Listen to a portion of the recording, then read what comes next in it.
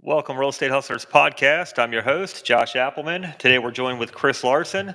Chris reveals how loss reshaped his path from pro cycling dreams to building passive income, investing in cash flowing assets, using infinite banking to capitalize and on the upcoming real estate cycle. Chris, we appreciate you coming on the show today. If you could let the listeners know a little bit more about yourself. Yeah, Josh, thanks for the opportunity to be here. Love what you guys are doing, and Next Level Income was founded on education first. But yeah, you kind of alluded. I got my start in real estate at the age of 21. Bought my first property, but really, kind of the story leading up to that, I've had several losses in my family. I actually just lost my sister last year. But as I talk about in my book, which I'll share with your listeners, how they can get a free copy. My best friend, he was also my training partner, my roommate in college. He died of a massive brain hemorrhage in between my freshman and sophomore years of college. And my dream at the time, I went to Virginia Tech, and I don't think you can see it in this shot, but I got my engineering degree up on the wall. I didn't go to school for engineering. I went to get a degree, but I wanted to be a professional cyclist. And I came this close to that dream. But what pulled me back was after the death of my friend, I raced for another year. I made it to what's called a Category 1 amateur cyclist, which is the level you need to get to take out a pro license. And my team actually went pro the year after I quit, but I walked away because I did a lot of reflecting in that year post my friend's death. And I just said, well, am I really going to be happy with my life if I've spent the majority of my free time, riding a bike around in circles, essentially? And the answer I came up with was no. I said, there's more to life. And I'd gotten a lot out of the sport, but it was going through some challenges in the late 90s. A lot of people know the story about Lance Armstrong. I got to train with Lance before he won the Tour de France. A lot of the professional cyclists at that time are either friends or, I got to race against them or train with them. And I wasn't good enough, Josh. So I often say, like, I wasn't good enough to make the choice whether to do drugs or not, because I didn't really have the opportunity that some of those cyclists did that had more talent. But the other thing that dawned on me was I didn't want to have any regrets. And I said, man, I feel like I have to live almost two lives, right? My life, but also to honor my friend Chris's life that passed away. I really wanted to pour everything I could into my life, and I didn't want to waste any days. And the realization I came to was that if you want freedom, you have to have money to do that. So I set off on this path to achieve financial independence. I was day trading in the stock market. I read over 250 books on business, finance, stock market, real estate. But ultimately, I decided that real estate was going to be my path toward financial freedom as somebody who didn't have a lot of money from a blue collar family, who was working my way through college and had a very minimal budget to do that. Which ultimately led me to that first property. And as of today, we've been a part of over $2 billion in acquisitions, starting with single family, but ultimately moving into commercial real estate and several other different avenues there. Got it. Very cool. Yeah. You packed it in there. So let's And that let's was start. concise. Yeah. I like it. Let's start with real estate. Your first deal. What kind Yeah. of, just because the first one's, Yeah. it really is. There's truly Yeah. fear. So once you get past the Yes. first deal and then you Yeah. prove to yourself it works, it's real. Yeah. You Yeah. can win. It grows from there. So tell us about your first It deal, does. what Yeah. it looked like, how you found it, and where you went from there. Yeah, and if I may, you said fear, which I love that, because my boys play lacrosse, and a lot of times, I talk to him ahead of time. My younger son, he gets nervous a lot, and I look at him, and I say that's good. Like, those nerves are good. I mentioned we're closing on a deal tomorrow, and I'm nervous because I'm like, oh, what about this? What about that? And that nervous energy, there's fear and there's nervous, and I think people say, like, well, what are you afraid of? I'm not really afraid of what may happen, but I'm a little anxious about it. And that those nerves are good because it allows you to focus on those things. And that's why I tell my son, I'm like, this means you care about this. If you don't have any fear, any concern, at some point you may be a little nervous, you may be a little excited. It transforms, right? Because we learn to identify it and we learn to ask the right questions. We know what knowledge to get. But yeah, I was nervous buying that first property, but it was a little property. It was $90,000. It was a townhouse in Blacksburg, Virginia, where I went to school at Virginia Tech. And I couldn't get a loan myself. So my mom had to co-sign on the loan. I put only $3,000 down on that property, but then I rented the rooms out to friends. Oh, nice. And, I was managing that. So there was, it was a lot of different variables that had to be figured out, and every deal brings with it different challenges.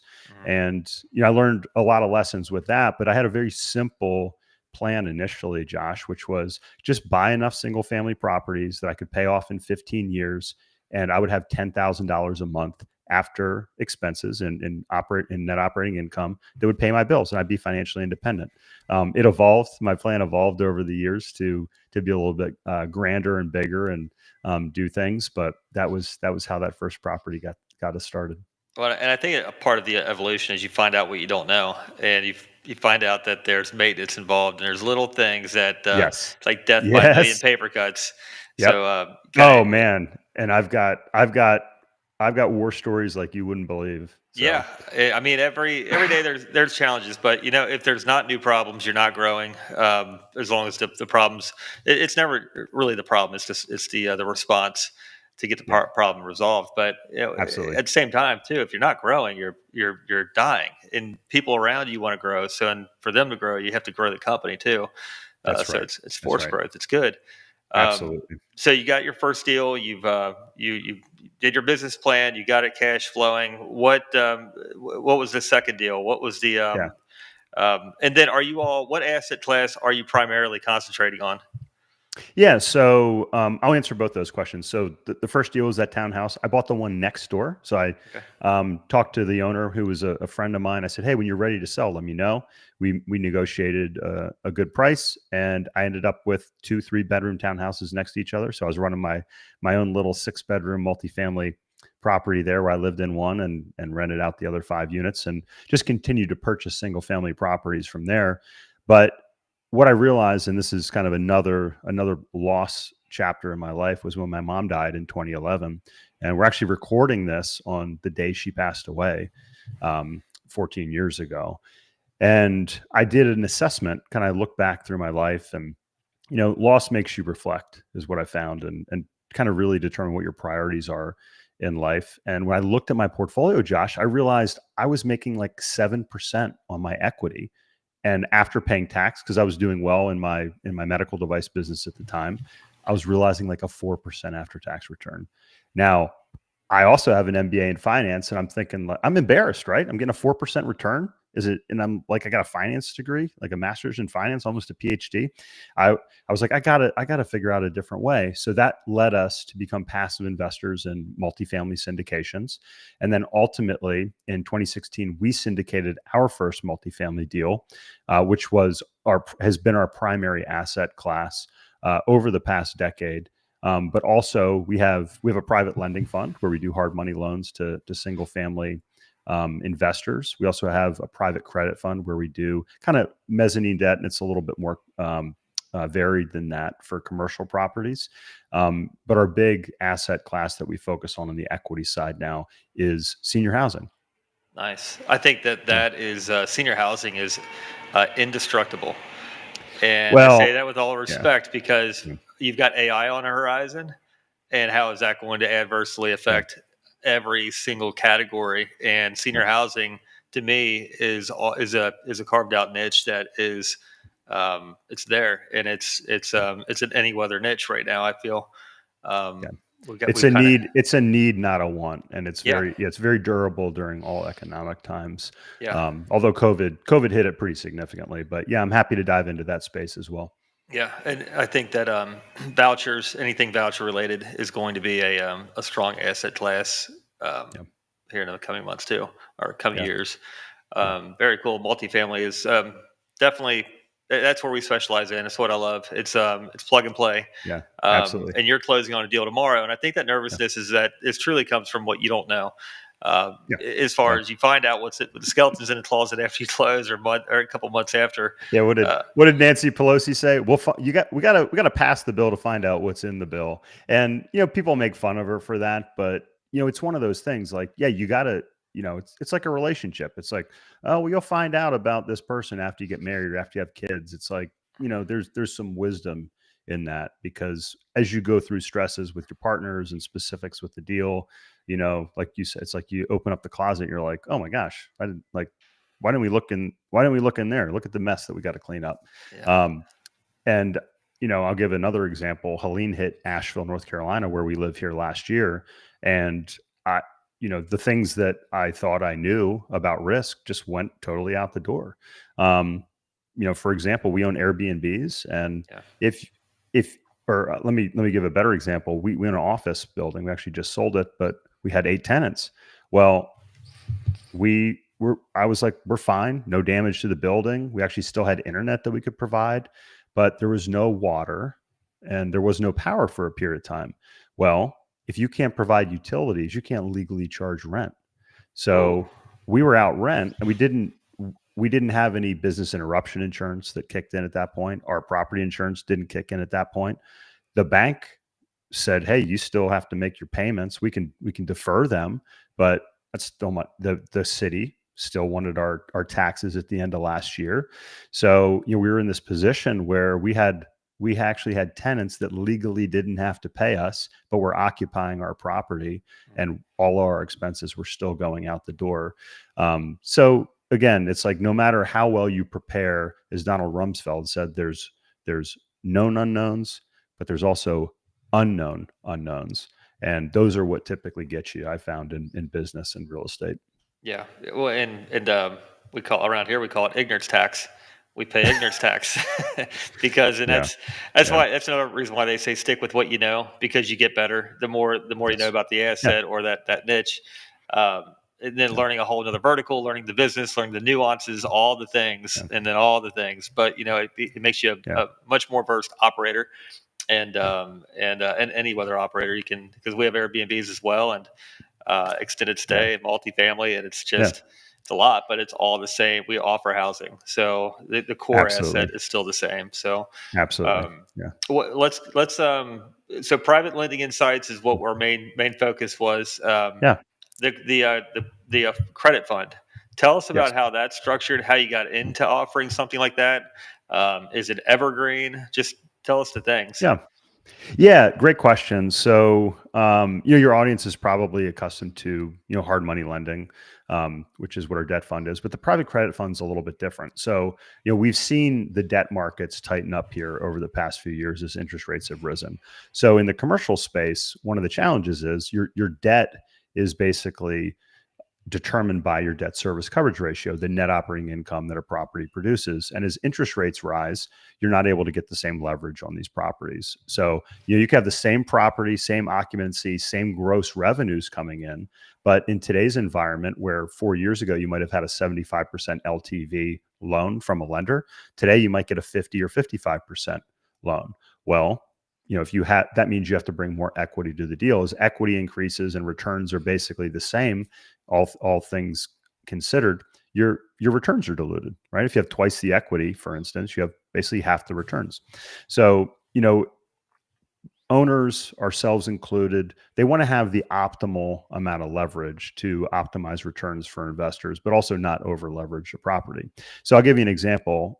One of our borrowers with our private credit fund, they bought a smaller multifamily property in Georgia, and they were able to assume a loan at, it was around the 3% range. I forget the exact figure off the top of my head. It might even been sub 3%. I think it was 2.9 now that I'm kind of thinking about it.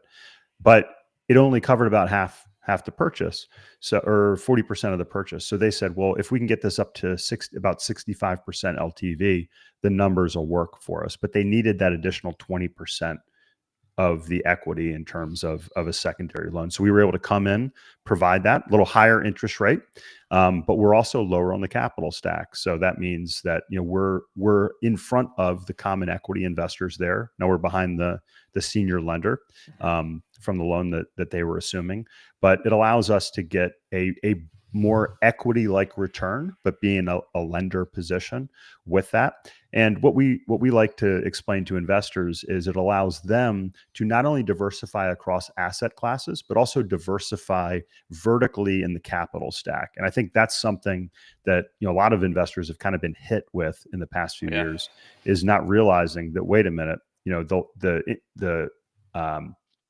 risk increases significantly the higher up, the further you are away from that first dollar that's paid back in the capital stack. And that's why you see family offices, you see institutional capital, you see private equity groups coming in and providing like preferred equity or these mezzanine loans, because they can get better than, say, a 4 or 5 or 6% rate.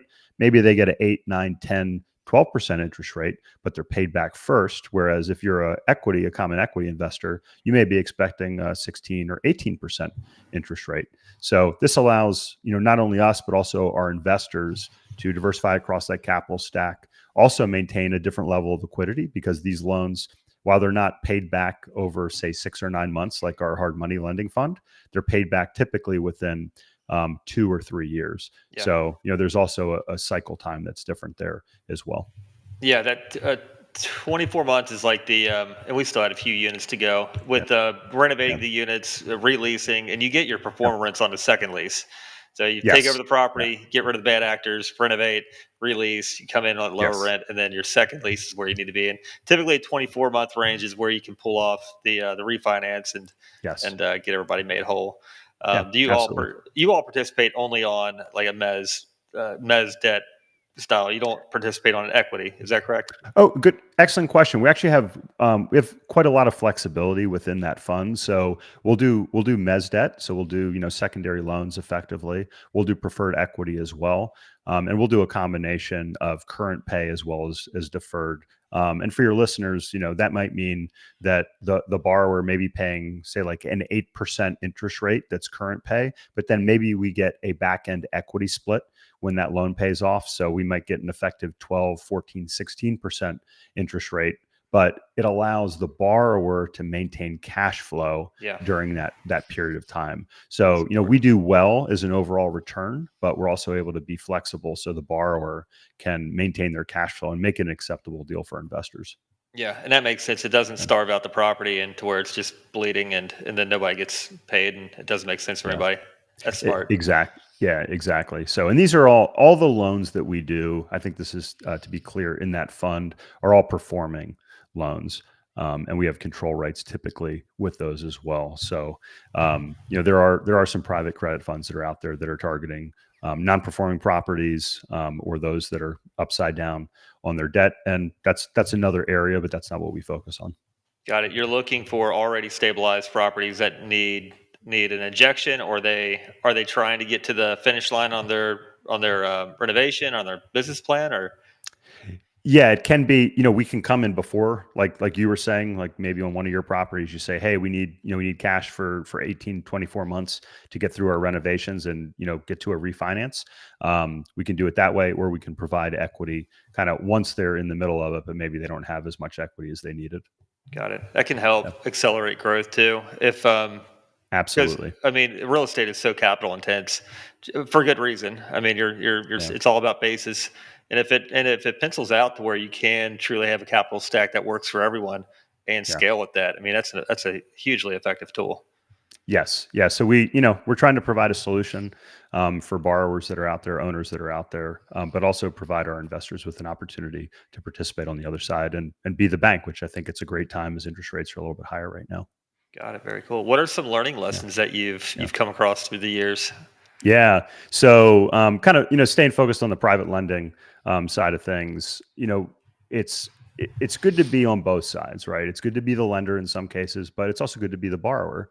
If you own properties and do that, it's great, especially if you've got debt, 2, 3, 4%. We're assuming a HUD loan on these 2 assisted living facilities. It's 3.46%. It's phenomenal. 31 years left. So it's great to have that. But we've seen over the past 5 years, you could get bridge loans, you could put interest rate caps on there, and synthetically create a fixed rate loan over a period of time. The challenge is when interest rates go up 500 basis points, like we saw, the market changes drastically. So, one of the things that I've learned, and again, this is more like these black swan events. I've seen 9/11 when I was in business school. I saw the wall come down. I remember the S&L crisis because my parents both lost their jobs during that period of time in the early 90s. Saw 9/11, saw 2008, 2009. I followed that very carefully. Being in both the real estate and the equity markets as well. Then we saw COVID. So I'm running a medical device business at the time. All the surgeries stopped, or the government said our tenants didn't have to pay rent on our multifamily deals, which I know, Chris, you probably remember that. And then seeing Helene hit. So all of these things, what I've learned is that, whatever your plan is, it's like Mike Tyson says, everybody's got a plan until they get punched in the face. And what I've learned is the investment realm will always punch you in the face one way or the other. Oh, yeah. So, if you're an investor, I look at it like you're getting in the ring. And if you get in the ring, expect to get punched in the face. You just don't know, where it's going to come from or how hard it's going to hit. So you gotta basically train for that. And what that means in the real estate space is you may have to carry reserves that investors are like, hey, what are these reserves for? You're like, I don't know. That's the point. Yeah. And I think that's a great question. So if you're an investor and you're asking an operator, or a syndicator about something, you can ask, you can say, hey, what are the risks you foresee? What are the downsides you foresee? But, what I always tell investors is that, the risks I'm worried about are the ones that I can't really predict or tell you about. So I think it's wise just to be prepared to get punched in the face as an investor. But, don't get knocked out. That's the point. Like, you might get knocked down, but don't get knocked out. Nassim Taleb says this. He wrote Black Swan, Anti-Fragile. He wrote these books, and he said, he talks about trading, and he basically says your goal as a trader is not to get knocked out of the game. Like you've got to have a strategy to survive. So that's the biggest thing that I've learned, Josh, is have a strategy to survive. And sometimes that means you have to pass up deals that are a little too skinny. They might work for other people that might get lucky. But we want to get lucky, but prepared to not be lucky. Yeah, there was a post the other day I seen in the I survived 11 rate hikes, and it's so true. It was so true. It was. I got to get that shirt. I want that shirt. It was on a Christmas sweater, and I was like, that is so true. I mean, the amount of brain damage we all went through. I mean, just in the past, call it 5 years. Oh, but man. Yeah. I mean, we ended up we had a SBA 507 on our office that we built ground up, and the payment went from 10,500 up to 18,000 within 12 months, 13 months. And it just became totally upside down, unrealistic. So we, of course, were fortunate enough to be able to sell that because it was brand new. I mean, it was 3 years old, but it was a badass office, but just forces you. But like you said, don't get knocked out. You'd be able to pivot, stay another day. And then that ultimately opens up a new chapter as well of new growth. I mean, it's just like keep moving forward, keep going. But 11 rate hikes. I mean, how many guys were less fortunate out there that got stuck in the middle of it? And then I think we just did a refinance. We closed on Tuesday to get out of a short-term loan. I went through two banks, two appraisals, and still the first one was come to the table with 52 grand. The second one, we got it down to 16. So it's a cash in refinance. No investor wants that, but it's leading to the next phase in the market is values. That's right. And that again, we'll buy smaller properties sometimes at auction that we call them base hits. Just keep the crews going, keep the project managers going. But it's a great property, great location. But you have now values are not comping out to what they were even 12 or 13 months ago. So what is I don't know what the next wave is. I don't know what that means because in commercial it's totally different. Values derived on income, which that's where we predominantly play to. But at the same time, just on the horizon, I'm looking at jobs. I'm looking at AI. I'm looking at buying power. And if your end buyer doesn't have the buying power, what does that do for real estate values? So it's being aware. Yeah, I think we're in a kind of a sideways market here for a period of time. But I think there's a lot of opportunities out there for, like you said, like we're picking up this deal from an operator who's unwinding his portfolio. We just closed on a deal. I think it was last month, might have been 6 weeks ago, that we picked up 20% less than than the seller purchased it for. Multifamily deal in the Houston market. There's opportunities out there. But the market has some pressures on rents and has some pressures on affordability, has interest rate pressures, has supply, fortunately, which is slowing down the multifamily side. But these are all headwinds that we face that are kind of turning into kind of calmer seas and potentially some tailwinds here. So hopefully everybody that's listening has been able to weather the storm. But it's a great time to buy too. It's a great time to buy. I mean, you're 7-8 caps on what we're trading at 5.5, 6s. I mean, exactly. And I think there's going to be more of those coming too, which is that's the play. Agreed. For the listeners, if you knew then what you know now, how would your journey change in real estate? Man, so I would have gotten into commercial real estate sooner. Certainly. We talk a lot about the 18.5-year real estate cycle, which you alluded to in the intro there, Josh. There's a great book called The Secret Life of Real Estate and Banking that I recommend to people. I think that's a great read that talks about the banking industry in the United States, the history, but also by Phil Anderson, if you're looking that up, Josh. I am. But it also talks about the real estate cycles that we go through, and it's all based on credit effectively and land values. So I wish I knew that many years ago. And then one thing, we've actually been doing this for about 15 years, but again, I would have started this sooner. And it's when I talk to investors, it's one of the first things I ask them is, kind of the base of our financial period is cash value life insurance. And that's a real store, real safe place, to keep cash and reserves. And it's bailed us out a lot of times, during Helene, during COVID. We used to develop single family properties, and we would borrow from ourselves and then pay ourselves back. So that's a strategy I wish I employed earlier. I took out our policies 15 years ago, our first policies, but I didn't really start using those policies as part of my investment strategy until really in earnest, really over the last 5 years.